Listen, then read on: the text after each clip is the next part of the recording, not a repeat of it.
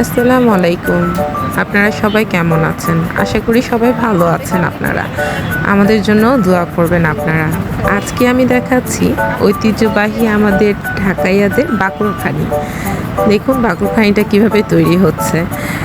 এই গরম তন্দুরের ভিতরে এই বাকরখানিটি তৈরি হচ্ছে। বাকরখানি অনেক রকমের হয়ে থাকে। মিষ্টি বাকরখানি, ছোট বাকরখানি, বড় বাকরখানি, মাংস দিয়ে বাকরখানি, পনিরের বাকরখানি, এই কয়েকটি পদে বাকরখানি বানানো হয়ে থাকে। আমরা সবাই ছোট বড় এই বাকরখানিটি পছন্দ করি। পুরান ঢাকার মানুষরা বেশিরভাগই এই বাকরখানি দিয়ে চা খেতে খুব পছন্দ করে। অনেকে তো পছন্দ করে গরুর মাংসের ঝোল দিয়ে। এক একজন এক এক রকম করে এটা খেতে চায়। ছোট ছোট বাচ্চারাও খায় এই মিষ্টি বাকরখানিগুলো, খেতে খুব পছন্দ করে। আমার বাসায়ও এটা সবচেয়ে ফেভারিট একটি খাবার।